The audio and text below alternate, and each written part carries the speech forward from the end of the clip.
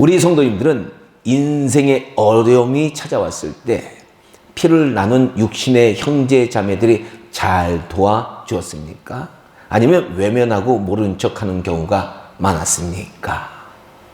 좀 모르는 경우가 많은 것 같아요. 일부 예배 성도님들에게 물어보니까 아이고 그러더라고요. 잠언 27장 10절은 이렇게 말합니다. 너의 환난 날에 형제의 집에 들어가지 말지어다. 가까운 이웃이 먼 형제보다 나으니라. 아멘. 맞습니다. 이 말씀은 우리 육신의 형제 자매들이 인생의 어려움이 찾아왔을 때 전혀 도움이 되지 못할 때가 많음을 우리에게 알려준다라는 겁니다. 오히려 가깝게 지내는 친구나 이웃이 어려움이 찾아오면 서로 위로해주고 도움을 준다라는 겁니다. 이 실상 이 육신의 형제 자매는 서로 도움을 주고 가만히 보니까 연합하기가 힘든 경우가 많다라는 겁니다. 이에 오늘 본문 1절은 이렇게 말합니다. 보라, 형제가 연합하여 동감이 어찌 그리 선하고 아름다운고. 즉 형제가 하나 되어 서로 사랑하고 돕고 사는 것은 너무나도 선하고 아름답다라는 겁니다. 왜 이렇게 얘기했습니까? 이런 모습은 매우 드물기 때문이다라는 거예요. 오늘 본문 2절에 보니까요. 형제가 연합하여 동거하는 것은 마치 이스라엘의 대제사장을 대표하는 인물이 누구냐 하면은 아론인데, 최초의 대제사장이 아론인데, 그가 최초의 대제사장에 임명될 때 귀한 기름, 올리브 기름을 그 머리에 부어서 그 기름이 머리로부터 흘러 얼굴을 덮고 수염을 타고 온 몸과 옷자락 끝까지 흘러내리는 대제사장 임명식의 성스러움과 같다라고 말하고 있다라는 겁니다. 형제가 하나 되는 것이 그렇게 거룩하다라는 거예요. 그렇습니다. 형제 자매가 서로 사랑하고 하나 되는 것은 거룩한 아름다움과 동일하다라는 말씀입니다. 사실 오늘 본문의 말씀은요, 다윗 왕이 쓴 시예요. 짧지만 너무나도 아름다운 시기에 이스라엘 백성들이 절기 때마다 예루살렘 성전에 올라갈 때 바로 이 시를 노래로 만들어 늘 그들이 불렀다라는 겁니다. 우리는 하나 된다. 우리는 형제다라는 것을 고치시키기 위해서 이 노래를 불렀다라는 겁니다. 아마 다윗 왕은요, 한 핏줄을 나눈 이스라엘의 12지파가 늘 하나 되어서 형제애를 나누는 통일 왕국을 잘 유지해 나가기를 바라며 이 시를 썼을 것이다 라고 추측할 수 있습니다. 오늘 본문 3절에서 나오는 헐몬산은 이스라엘 가장 북쪽에 있는 매우 높은 산입니다. 우리나라로 말하면 백두산이에요. 그리고 시온산은 예루살렘 성전이 있는 이스라엘 남쪽에 있는 거룩한 산입니다. 우리 대한민국의 한라산과 같은 산이다라는 거예요. 그래서 다윗 왕이 이 헐몬산과 시온산을 언급한 것은 백두에서 한라까지와 같이 이스라엘 땅 전체를 상징하는 표현이고요. 이스라엘 전체가 형제로 하나가 되면 마치 북쪽 헐몬산 꼭대기에 눈이 많이 내리는데 그 눈이 녹아서 강을 이루어서 남쪽으로 흘러내려가게 되는데요. 이 남쪽으로 흘러서 온 이스라엘 땅을 적시게 되고요. 이 강물이 증발해서 이슬이 되어서 남쪽 광야가 메말랐는데 그곳에 이슬로 내리게 되는데 이로 인해서 이 남쪽 광야에서도 농사도 짓고 가축도 기르게 되는 이 남북 이스라엘에 함께 누리는 복을, 연합의 복을 시로 표현한 것이다 라는 겁니다. 아주 멋진 시예요. 아주 기쁜 시예요. 알고 보면요. 하지만 안타깝게도요, 다윗 왕이 이룬 통일 왕국은 그의 손자 르호보암 때 남북으로 갈라지게 되었다라는 거예요. 왜 그랬습니까? 그의 아버지 솔로몬 왕이, 르호보암의 아버지 솔로몬 왕이 우상을 섬긴 죄로 우상을 섬겨서 남북이 갈라지게 되었어요. 정말 슬픈 사실입니다. 다윗 왕은 이 12지파가 하나가 되기를 원했건만 그들은 하나 되지 못했고 결국 남북으로 갈라져 마지막에는 이 아수르와 바벨론에 의해서 차례로 이 나라가 멸망당하게 되었다라는 겁니다. 부디 우리 대한민국은요, 북이스라엘과 남유다의 그 슬픈 전철을 밟지 말고 오늘날 하나님께 축복받아서 동서독처럼 평화로 하나 되는 그 거룩한 복을 우리도 누리기를 주님의 이름으로 간절히 소원합니다. 바로 오늘 복음 본문의 말씀은 영적 이스라엘 백성인 우리 교회에게는 의미심장한 말씀이에요. 교회가 하나 되는 것은 거룩한 형제다, 정말로 성스러운 형제다 라는 일깨움을 주는 말씀이다라는 겁니다. 마치 백두에서 한라까지 민족이 하나 되는 그 감격과 거룩한 아름다움을 교회가 하나가 되면 우리 가운데 느끼게 되고 그 복을 누리게 된다라는 거예요. 우리 성민교회 성도님들은요, 이 거룩한 하나됨의 이 거룩한 아름다움과 영적 복을 지금 누리고 계신지 모르겠습니다. 우리는 예수 그리스도 안에서 성령님께서 공급하시는 이 사랑의 띠로 반드시 하나가 되는 거예요. 교회가 하나가 돼야 돼요. 교회가 하나 되지 못하면 하나님이 이름이 영광을 받는 것이 아니라 먹칠을 하게 되는 거예요. 지난 설교에서도 말씀드린 대로요, 우리 예수님께서는요, 십자가를 지시기 전에 마지막 기도를 하나님 아버지께 올려드렸는데 그 기도의 핵심이 무엇입니까? 바로 삼위일체 하나님께서 아버지와 아들이, 아버지와 예수님이 하나이신 것처럼 우리 예수님의 제자들과 앞으로 세워질 교회 공동체가 하나 되기를 간절히 기도했다라는 겁니다. 그리고 우리가 사랑으로 하나가 되면 세상은 교회 공동체를 보고 예수님께서 하나님의 아들이신 것과 하나님께서는 이 세상을 사랑하셔서 그들을 구원하시기 위해서 그의 아들 예수 그리스도를 보내셨다는 것을 알게 되고요, 그분을 믿게 될 것이라고 예수님께서 친히 간절히 기도하셨다라는 겁니다. 그런데 오늘날 교회의 현실을 보면 교회 공동체는 예수 그리스도 안에서 하나가 되는 것이 정말로 어렵다라는 것을 느낄 때가 많아요. 왜일까요? 거기에는 교회가 하나 되는 것을 방해하고 막는 것들이 많이 있기 때문이다라는 거예요. 그래서 오늘부터는 어떤 것들이 교회가 하나 되는 것을 방해하고 막는지 제가 좀 자세하게 살펴보려고 해요. 근데 이게 너무 방대한 내용이다 보니까 시간 관계상 딱 오늘은 한 가지만 나누고 마치려고 합니다. 그게 뭐냐? 첫 번째 우리가 나누려고 하는 교회를 방해하는 요소들이 뭐냐? 그것은 바로 잘못된 신학 사상과 신앙적 교리가 교회 안에 들어오면 교회는 반드시 분열되고 하나가 되지 못하게 된다라는 거예요. 이게 참 중요한 개념이에요. 예수님 당시 이 예수님과 유대교가 갈라지게 된 이유도 이와 관련이 있어요. 분명 율법은요, 하나님께서 이스라엘 백성들에게 주신 거룩한 약속입니다. 이스라엘 백성들의 죄를 누구에게 전가시켜라? 짐승에게 전가시키면 그들의 죄를 용서받고 그들은 율법을 지키며 하나님과 깊은 영적 교제의 관계를 가지게 된다라는 것이 율법의 개념입니다. 대속의 제사를 통해서요, 속죄의 제사를 통해서요, 하나님의 은혜를 누리는 것이 율법의 핵심 사상이에요. 근데 이스라엘 백성들은요, 이 하나님께서 주신 사상을 변질시킨 겁니다.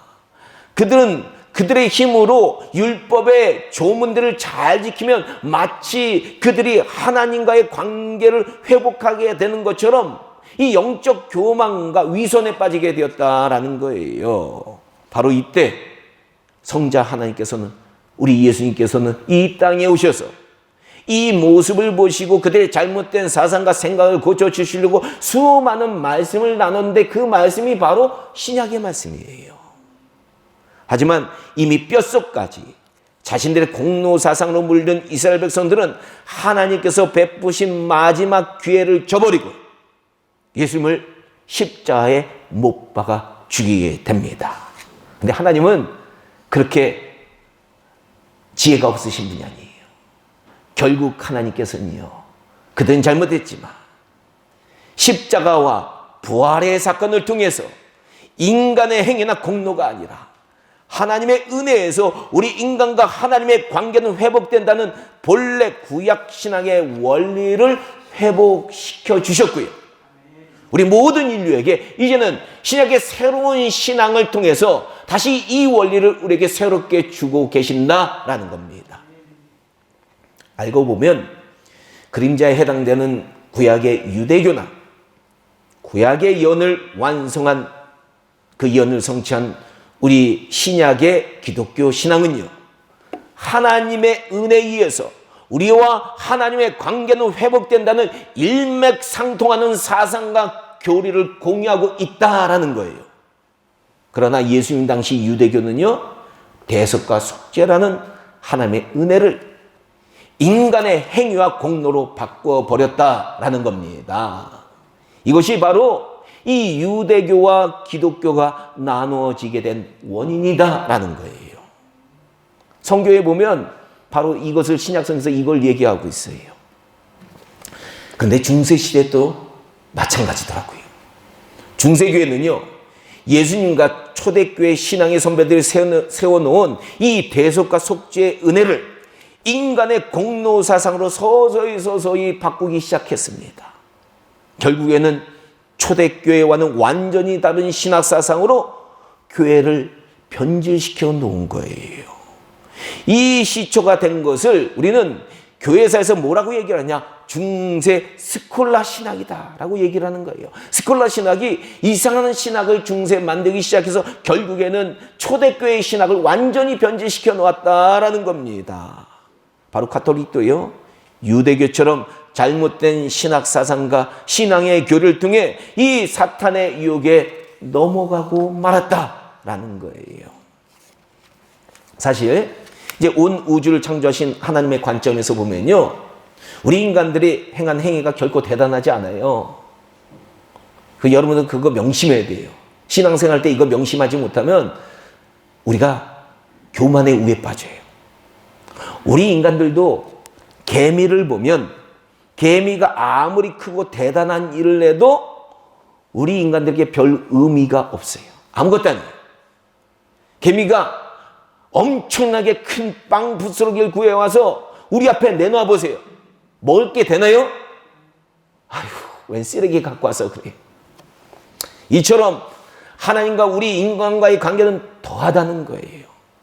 우리 인간이 아무리 덕과 선을 행한다고 해도 하나님의 영광에 비하면 그것은 아무것도 아니다라는 거예요.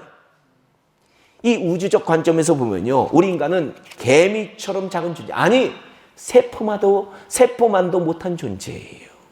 그리고 우리 인간의 눈에는요, 우주가 너무나도 거대해 보이는데, 아니 하나님의 눈에는 이 우주가 아무것도 아니라는 거예요.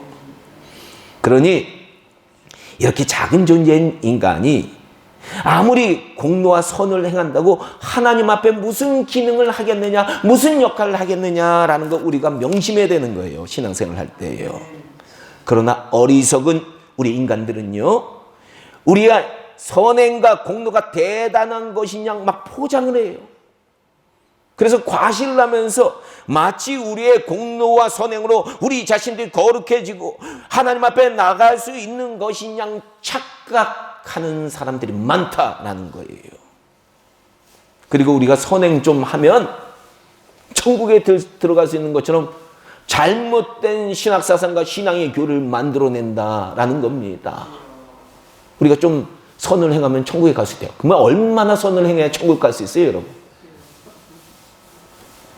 세상에 여러 종교가 말하는 돛 닦는 것도 마찬가지예요.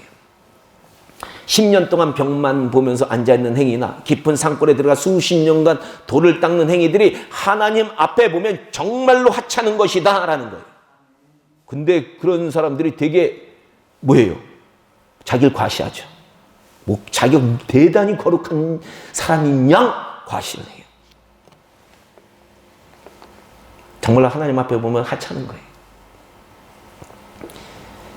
개미가요, 거룩해지기 위해서 10년간 개미굴에서 안 나온다고 생각해 보세요. 우리 인간들이 보면 웃긴다 이렇게 생각하죠. 무의미한 거예요. 그러므로 우리는 알아야 됩니다. 우리 인간들이 대단하다고 여기는 것들이 하나님의 눈에는 헛된 것일 수 있다. 그리고 또 알아야 되는 건 뭐냐? 교회는 잘못된 사상이나 신앙적 교리가 들어오면 분열된다라는 거예요. 유대교와 기독교가 갈라진 이유도, 그리고 가톨릭과 개신교가 갈라진 이유도 바로 이런 잘못된 사상과 신앙적 교리들이 교회 공동체 안에 들어와서 갈라지게 되었다라는 겁니다. 이처럼 교회는요, 잘못된 사상과 신앙적 교리들이 들어오면 하나가 될 수가 없는데, 이 교회의 역사를 살펴보면 이런 예가 수도 없이 너무나도 많아요. 그래서 오늘 밤을 새워도 이 얘기를 하다 보면 끝낼 수가 없어요. 그래서 오늘은 마지막으로 딱 한 가지만 그 예를 들고 우리가 말씀을 마치려고 합니다. 과거 초대교회는요, 예수님께서 기도하신 대로 전 세계 교회가 하나였어요. 초대교회 사람들은요, 예수님의 이 마지막 기도를, 제가 지난번 설교에서 말씀드렸지만 이 예수님의 마지막 기도를 기억했어요. 그래서 교회는요, 300년간 이어지는 로마의 박해와 핍박도 이겨내고 기독교가 로마 제국의 공식 신앙이 되었어요. 그들은 그때까지 하나였어요.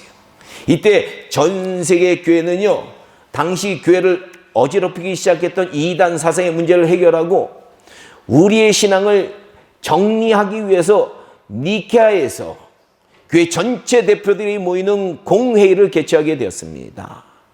여기서 기독교 신앙의 핵심을 정리하는, 그 당시 이제 그 사도신경을 우리가 사람들이 널리 썼는데 새로운 신조를 이걸 대체해서 만들게 되었는데 이것을 니케아 신조다라고 얘기를 합니다. 이 신조는 당시 널리 사용했던 사도신경보다 좀 더 자세한 표현을 더 추가시킨 신경이었어요. 그리고 헬라어로 작성된 신조였습니다. 그 당시 공식어가, 전 세계 공식어가 헬라어였어요. 오늘날 영어처럼이요. 그런데 이 신조에 이런 표현이 들어간 거예요. 나는 주님이시며 생명의 수여자이신 성령을 믿나이다. 그분은 성부에게서 발하시며, 즉 이 신조는요, 성령님을, 삼위일체 하나님을 고백하는 신앙을 정립했는데 성령님이 성부에게서 유출됐다라는 그런 개념을 표현했어요. 그런데 이 헬라어 니케아 신조를 당시 서방에서 주로 사용했던 이 라틴어로 번역하면서, 이 헬라어로 되어 있으니까 라틴 사람들은 잘 모르잖아요. 그러니까 라틴어로 번역하면서 필리오케, 라틴어의 필리오케, 이게 무슨 뜻이냐? 그리고 아들로부터라는 표현을 서방교회가 임의적으로 살짝 추가를 했어요. 그래서 당시 라틴어 이 니케아 신조에는요, 나는 주님이시며 생명의 수여자이신 성령을 믿나이다. 여기까지는 똑같은 거예요. 헬라어랑. 근데 여기서부터 달라진 거예요. 그분은 성부와 성자에게서 발하시며 라고 번역하고 이 라틴어 신조를 서방에서 널리 보급해서 사용하기 시작했다라는 겁니다. 그런데 이 사실을 헬라를 사용하던 동방 지역이 알게 되었고요. 이때 하나 되었던 동방교회와 서방교회는 서로 격렬하게 대립을 하게 됩니다. 아니, 우리 니케아 공의회에서 성령은 성부 하나님에게서 발하신다라고 우리가 표현을 적었는데 왜 거기에다 추가를 했느냐? 라고 하면서 서로 다투기 시작하는 거예요. 물론 당시에요, 이 동방 지역과 서방 지역은 서로 헬라어와 라틴어라는 두 다른 언어를 사용했고요. 헬라어 문화와 라틴어 문화라는 다른 문화권 안에 존재했기 때문에 그들 가운데 늘 분열의 씨앗이 상존하고 있었습니다. 아니, 우리 한 언어를 사용하고 있는 전라도와 경상도도 서로 이렇게 반목이 심한데 다른 언어를 사용하고 있는 이 동방과 서방이 얼마나 반목이 심하겠습니까? 그러나 예수님과 초대교회 신앙의 선배들이 세워놓은 하나됨의 전통으로 예수님이 얼마나 강하게 이거 세워놨는지, 그 전통 때문에 전 세계 교회는 1054년까지 근 1000년 동안 하나됨을 유지하게 되었다라는 거예요. 그러다가 결국 1054년에 동방정교와 서방 카톨릭 교회로 세계교회는 바로 이 표현 하나 때문에, 필리오케라는 이 표현 하나 때문에 나눠지게 되었다라는 거예요. 사실 이 니케아 회의에서 성령은 성부에게서 바라시고라는 표현을 사용한 것이 문제의 시발점이다라고 할 수 있습니다. 삼위일체 하나님은요, 누가 누구를 발생시킨다는 그런 위험한 개념으로 접근하면 절대로 안 되는 거예요. 삼위일체의 개념은 우리 인간으로는 이해하기 힘든 신비한 개념이고요. 성부, 성자, 성령 하나님께서 사랑과 신비로 하나 되시는 개념이다라는 거예요. 여러분, 교회에서도요, 목사님이 위다, 성도들이 아래다, 이런 개념이 들어오면 위험한 거예요. 바로 삼일째 하나님의 이런 개념을 추가시키기 시작했다라고 할 수 있는 거예요. 저는 개인적으로요, 이 니케아 회의에서 성령이 성부에게 바라시고라는 유출의 개념을 성령님께 사용한 것부터 잘못된 시작이다라고 생각을 합니다. 삼일째 하나님은요, 앞에서도 얘기했지만 영원 전부터 서로 사랑으로 하나 되는 분임을 니케아 회의에서 제대로 규정했다면, 성령이 성부로부터 나왔다든지 성령이 성부와 성자로부터 나왔다, 이런 말도 안 되는 논리와 사상으로 교회가 싸움에 휘말리는 분쟁의 원인을 제공하지 않았을 것이다 라는 거예요. 우리는 이런 역사적 사실을 보면서요, 교회는 잘못된 사상이나 신앙의 교리들이 들어오면 분열되고 갈라지고 싸우고 분쟁하게 된다는 사실을 명심해야 돼요. 오늘날도 가만히 보니까요, 이런 신학들이 그래도 오늘날 많이 정립됐으니까 안정이 됐는데, 이 교회를 분열시키기 위해서 교회 안에 몰래 신천지라든지 이단 사상들이 들어와서 수많은 교회들을, 지금 한국 교회들을 분열시키고 갈라놓고 하는 곳들이 많다는 거예요. 그러므로 우리 신앙인들은요, 이 바른 신앙이 무엇인지 정확한 개념을 가져야 하고요, 이것을 가지기 위해서요, 이 돌 김용옥 같이 자신의 개똥 철학 이런 거 가지면 안 돼요. 예수님과 초대교회 신앙의 선배들이 세워놓은 올바른 신앙과 교리와 사상들 정확히 알아나가고 배워나가기에 늘 힘써야 된다라는 겁니다. 아니, 초대교회 성도님들이 세워놓은 바른 신앙도 무엇인지 모르는 사람이 자신의 개똥 철학을 얘기해요. 교회 역사를 보면요, 교회 잘못된 교리와 신학 사상이 들어온 이유는 성도들이 정통 신앙에 대해서 무관심하거나 무지하거나 자신의 개인적인 철학과 편견에 의해서 성경을 왜곡하고 잘못 이해하는 경우가 많았다라는 겁니다. 그러므로 이런 우리의 모습이 교회를 끊임없이 시비한 논쟁으로 이끌어들이고 결국에는 분열에 이르게 했다는 것을 우리가 알고 명심해야 되는 거예요.